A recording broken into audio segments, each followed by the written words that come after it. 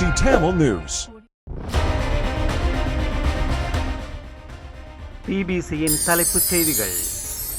பொதுபல சேனா அமைப்பின் பொதுச் செயலாளர் கலபொட ஞானசேர தேரரை மேன்முறையீட்டு நீதிமன்றம் இன்று பிணையில் விடுவித்தது. ஜனாதிபதியை மையமாக கொண்ட தற்போதைய ஆட்சி முறை மாற்றப்பட வேண்டும் என்று ஐக்கிய மக்கள் சக்தியின் பாராளுமன்ற உறுப்பினர் எரான் விக்ரமரத்ன தெரிவித்துள்ளார். தேர்தல் திகதிகளை காலம் தாழ்த்தாமல் விரைவாக அறிவிக்குமாறு ஆணைக்குழுவை தேசிய மக்கள் சக்தி வலியுறுத்தி கேட்டிருக்கிறது. ஜனாதிபதி தேர்தலை நடத்துவதற்கு தேவையான நிதியை ஒதுக்கீடு செய்வதற்கான ஆற்றல் நிதி அமைச்சிடம் இருக்கிறது என்று நிதி ராஜாங்க அமைச்சர் தெரிவித்துள்ளார்.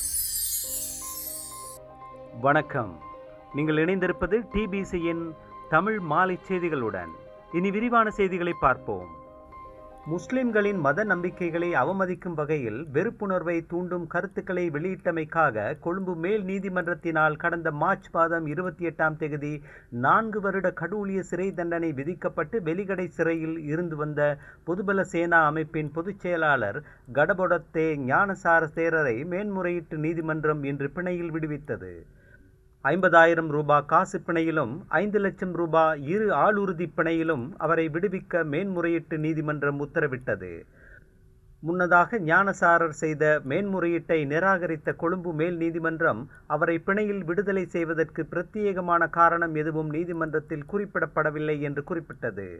பெசாக் பண்டிகையை முன்னிட்டு அவருக்கு மன்னிப்பு வழங்கி விடுதலை செய்யுமாறு 4 பௌத்த உயர்பீடங்களின் மகாநாயக்க தேரர்கள் கூட்டாக கடந்த மே மாதம் எழுதிய கடிதத்தை ஜனாதிபதி ரணில் விக்ரமசிங்க கருத்தில் எடுக்கவில்லை என்பது குறிப்பிடத்தக்கது. சிறுபான்மை சமூகங்களுக்கு எதிரான நச்சு கருத்துக்களை பரப்பி வந்த ஞானசார தேரர் சமூகங்களுக்கு இடையில் ஐக்கியத்துக்காக பாடுபடுபவர் என்று ஜனாதிபதிக்கு எழுதிய கடிதத்தில் மகாநாயக்கர்கள் குறிப்பிட்டது தொடர்பில் அந்த வேளையில் விமர்சனங்கள் எழுந்தன என்பது கவனிக்கத்தக்கது.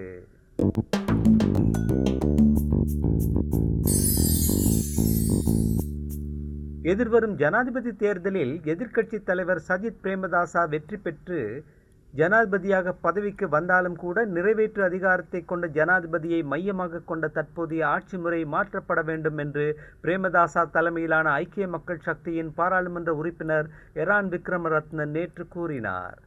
ஜனாதிபதி தேர்தலில் பிரேமதாசா வெற்றி பெற்றால் நிறைவேற்று அதிகார ஜனாதிபதி ஆட்சி முறையை ஐக்கிய மக்கள் சக்தி ஒழிக்குமா என்று செய்தியாளர்கள் மாநாட்டில் கேட்கப்பட்ட கேள்விக்கு பதிலளித்த போதே விக்ரமரத்ன இவ்வாறு கூறினார். நிறைவேற்று அதிகார ஜனாதிபதி ஆட்சி முறை ஒழிக்கப்பட வேண்டும் என்றே சகல அரசியல் கட்சிகளும் இணக்கம் கொண்டுள்ளன. இதனால் அந்த ஆட்சி முறை மாற்றப்பட வேண்டும் என்றும் அவர் கூறினார்.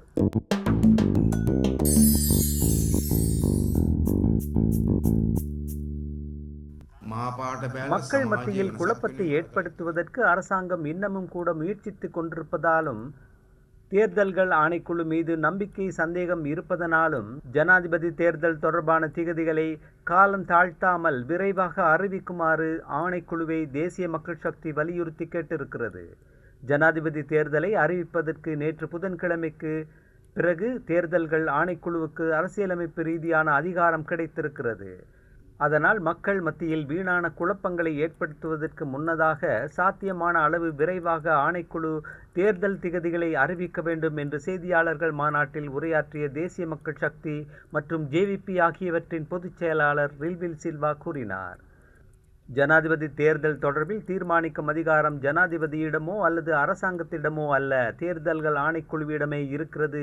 மக்கள் மத்தியில் தேர்தல் தொடர்பில் சந்தேகம் இருக்கிறது. மஹிந்த ராஜபக்ச மற்றும் ரணில் பிரிவினர் மக்கள் மத்தியில் இன்னமும் குழப்ப நிலையை உருவாக்கி கொண்டிருக்கிறார்கள். அதை நிறுத்த வேண்டும் என்று சில்வா கூறினார்.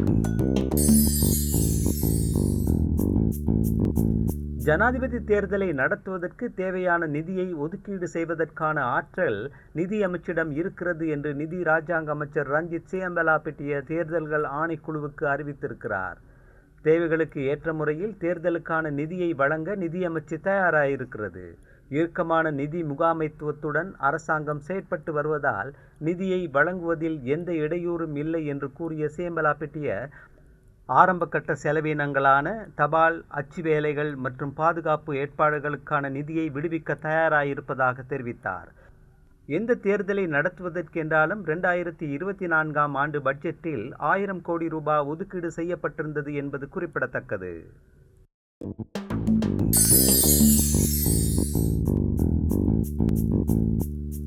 இலங்கையை பொருளாதார ரீதியில் கட்டியெழுப்புவதற்கு ஜனாதிபதி ரணில் விக்ரமசிங்காவை தவிர வேறு யாராலும் முடியாது. ஜனாதிபதி தேர்தலில் பொது வேட்பாளராக போட்டியிடவிருக்கும் அவருக்கே ஆதரவை வழங்கவிருப்பதாக கூறியிருக்கும் புதிய அரசியல் கூட்டணி ஏனைய ஜனாதிபதி வேட்பாளர்களிடம் உருப்படியான அபிவிருத்தி திட்டம் எதுவும் கிடையாது, அவர்கள் நாட்டை அழிவுப்பாதைக்கே கொண்டு செல்வார்கள் என்று தெரிவித்திருக்கிறது. புதிய அரசியல் கூட்டணியின் முக்கியஸ்தர்கள் நேற்று கொழும்பில் தேசிய பத்திரிகைகளின் ஆசிரியர்களை சந்தித்தார்கள். அப்போது அவர்கள் இதனை தெரிவித்தார்கள். பாராளுமன்ற உறுப்பினர்களான அனுர பிரியதர்சன யாப்பா, லான்சா, சுதத் மஞ்சுல மற்றும் வர்த்தக இராஜாங்க அமைச்சர் நளின் பெர்னாண்டோ ஆகியோரே பத்திரிகை ஆசிரியர்களுடனான சந்திப்பில் கலந்து கொண்டவர்கள்.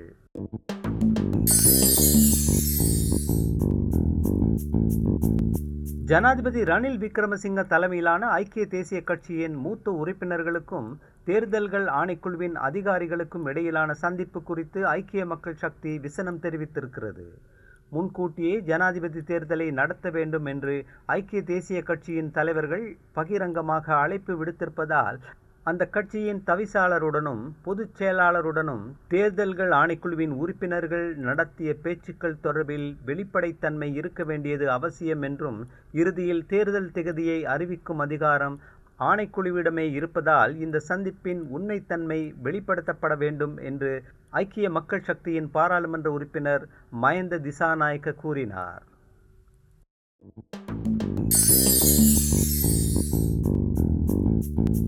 நம்பகமான சான்று இல்லாமல் சிறுபான்மை சமூகங்களையும் அரசியல் எதிரிகளையும் இலக்கு வைப்பதற்கு இலங்கை அரசாங்கம் பயங்கரவாத தடை சட்டத்தை பயன்படுத்துகிறது என்று ஹியூமன்ஸ் ரைட்ஸ் வாட்ச் அமைப்பு கண்டனம் தெரிவித்திருக்கிறது. குற்றச்சாட்டுகள் கைவிடப்பட்ட பின்னரும் கூட பாதிக்கப்பட்டவர்கள் அடாத்தாக தடுத்து வைக்கப்பட்டு சித்திரவதை செய்யப்படும் நிலை காணப்படுகிறது என்று கூறியிருக்கும் அந்த அமைப்பு பயங்கரவாத தடை சட்டத்தை இடைநிறுத்தம் செய்து உரிமைகளை மதிக்கும் பயங்கரவாத எதிர்ப்பு சட்டங்களை கொண்டு வர வேண்டும் என்று அரசாங்கத்தை வலியுறுத்தியிருக்கிறது.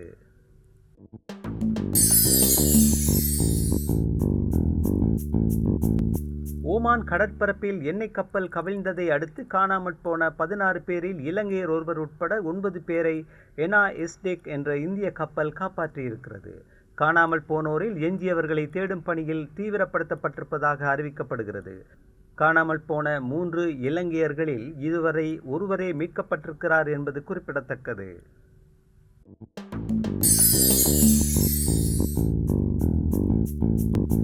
தமிழ்நாட்டின் சட்டம் ஒழுங்கு நிலவரம் குறித்து அந்த மாநில ஆளுநர் RN ரவி இந்திய மத்திய உள்துறை அமைச்சர் அமித் ஷாவுடன் புதன்கிழமை ஆலோசனை நடத்தியதாக இந்திய பத்திரிகைகள் செய்தி வெளியிட்டிருக்கின்றன. இந்த சந்திப்பு 25 நிமிடங்களுக்கு மேல் நீடித்தது. தமிழ்நாட்டின் பாதுகாப்பு, அது தொடர்பான சூழ்நிலைகள், மாநில மக்களின் அமைதியான வாழ்வு மற்றும் முன்னேற்றத்தில் ஏற்படுகின்ற தாக்கங்கள் குறித்து ஆலோசிக்கப்பட்டதாக ஆளுநர் மாளிகை வெளியிட்ட எக்ஸ் பதிவை மேற்கோள் காட்டி பத்திரிகைகள் செய்தி வெளியிட்டன.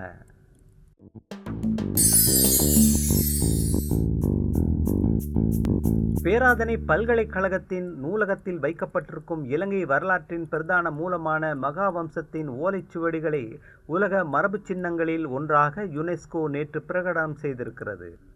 இந்த பிரகடனம் தொடர்பான சான்று பத்திரத்தை யுனெஸ்கோவின் பணிப்பாளர் நாயகம் பேராதனை பல்கலைக்கழகத்தின் வேந்தர் பேராசிரியர் GH பீரிஸிடம் கையளித்தார்.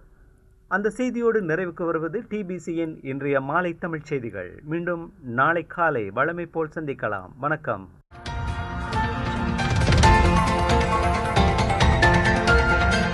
TBC Tamil News.